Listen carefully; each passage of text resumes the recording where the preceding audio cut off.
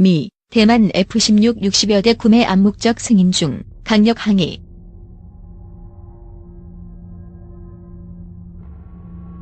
블룸버그 트럼프 참모들 공식 제출 권고 대만, 이달 신청 절차 마쳐.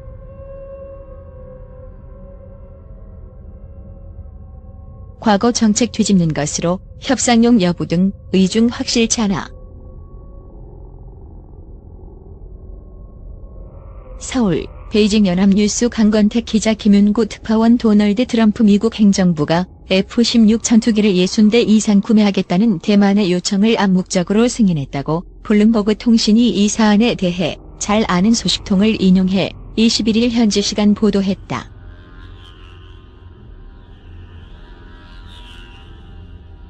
보도에 따르면 트럼프 대통령의 참모들은 대만의 록히드 마틴의 F-16 전투기 구매를 위한 공식 요청서를 제출할 것을 권고했다.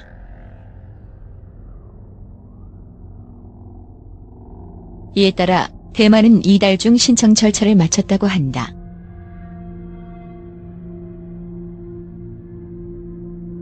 앞서 대만경제일보는 지난해 11월 대만 공군이 당초 도입하려던 미군의 최신의 스텔스 전투기 F-35B 구매를 포기하고 F-16V 66대의 도입을 추진 중이라고 보도한 바 있다. 대만의 F-16 구매는 미국 국무부와 국방부가 검토를 거쳐 미 의회에 공식 요청하고 의회가 30일 내로 승인하면 최종 확정된다.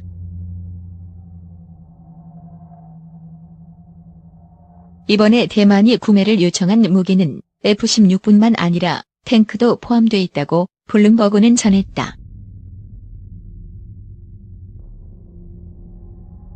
대만으로의 무기 수출에 적극적인 트럼프 행정부의 행보는 과거 미 정부 정책을 뒤집는 것으로 가뜩이나 무역전쟁으로 심기가 불편한 중국의 화를 돋울 수 있는 조치라고 통신은 진단했다. 직전 버락 오바마 행정부는 지난 2011년 중국을 자극하지 않기 위해 대만의 비슷한 요청을 거부한 바 있다.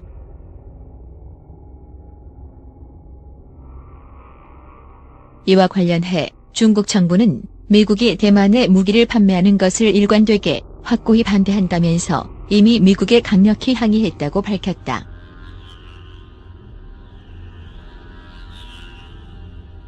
검수왕경상 중국 외교부 대변인은 우리는 미국이 이 문제에 관련한 고도의 민감성과 심각한 위해성을 충분히 인식하고 하나의 중국 원칙과 미중 세계 연합 공보의 규정을 지켜 대만에 대한 무기 판매와 미대만 군사 연락을 중단할 것을 요구한다고 말했다.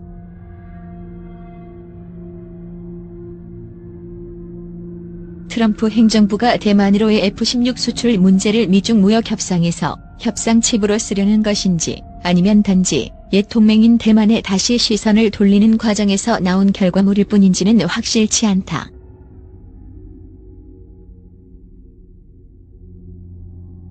트럼프 대통령은 당선인 신분이던 2016년 12월 차이잉원체 영문 대만 총통과 통화를 함으로써 1979년 단교 이후 37년 만에 처음으로 대만 지도자의 전화를 받은 차기 미국 대통령이 될 정도로 대만을 중시하는 모습을 보이고 있다.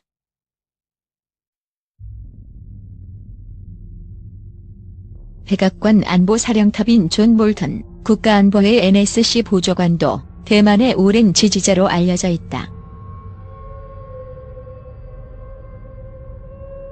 그러나 미 의회가 대만의 F-16 도입을 최종 승인하고 대만과 록히드 마틴 사이의 계약이 성사되더라도 대만이 전투기를 인도받기까지는 상당한 시일이 걸릴 전망이다.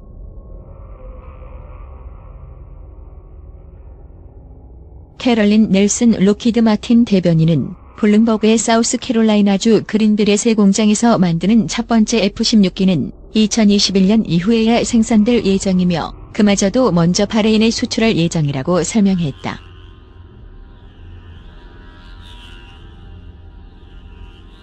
미국 대중 억지 위해 본토 육군사단 병력 태평양에 추가 순환 배치.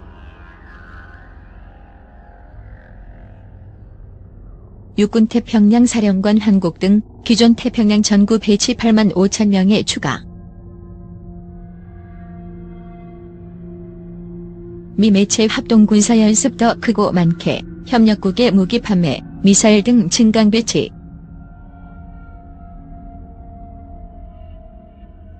미국은 한국과 미국의 하와이, 워싱턴주, 알래스카 등에 주둔한 기존 병력에 더해 미 본토 주둔 육군 병력 5,001만 명을 태평양 전구 순환 배치에 추가 투입할 계획이다.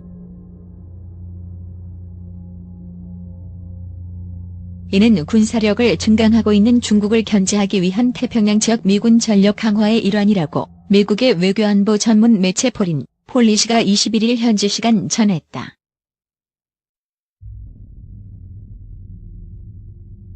미 육군은 단기 순환 배치 추가 투입 외에도 이 지역 나라들과 더 잦고 더 큰 규모의 합동 군사 연습 실시, 미군 장비의 판매를 통한 동맹, 협력국의 전력 강화, 지상 발사 극초음속 미사일과 조장 사정포 배치 등을 통해 대중 견제를 다져나갈 방침이라고 이 매체는 설명했다.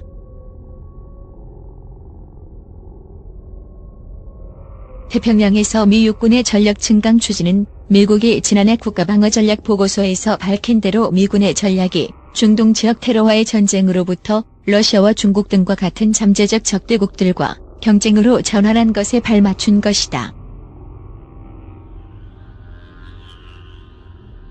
로버트 브라운 미 육군 태평양 사령관은 지난 19일 현지 시간 하와이 샤프터 기지에서 가진 기자간담회에서 중국이 최우선이라며 한국 등 태평양 전구에 배치된 8만 5천 명 수준의 육군 병력은 그대로 둔 채 4단 사령부와 수개의 여단, 즉 병력 규모론 5,001만 명이 추가로 순환 배치. 그는 원정군의 장기 주둔이 아닌 순환 배치군 성격의 이 부대는 임무에 따른 필요와 여건, 그리고 협력국 측의 의사에 따라 병력 규모와 시기 등을 달리하게 된다고 덧붙였다.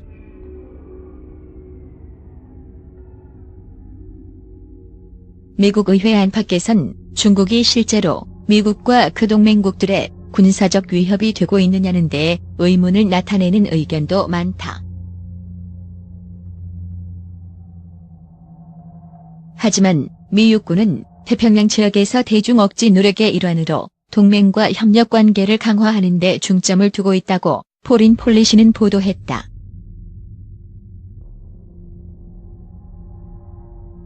미 육군은 태평양 전구에 배치된 자체 화력을 증강하기 위해 지상 발사 극초음속 미사일 개발비로 2020년 회계연도에 10억 달러 이상 책정했다.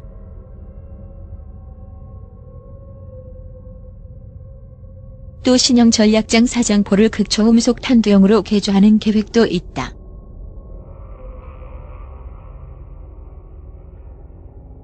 포린 폴리시는 이들 전력이 오는 2023년 실전 배치될 수 있을 것으로 봤다.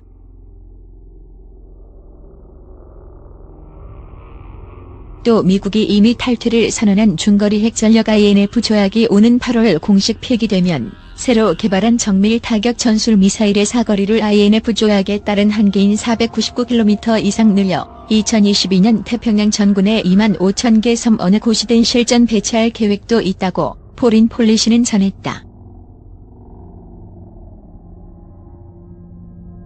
브라운 사령관은 미군 부대와 무기의 추가 배치에 대해 그들 일본 등 동맹국들은 내가 기대한 것 이상으로 긍정적인 반응을 보이고 있다며 그들도 매우 역량 있는 잠재적 적대국에 직면해 있기 때문이라고 말했다.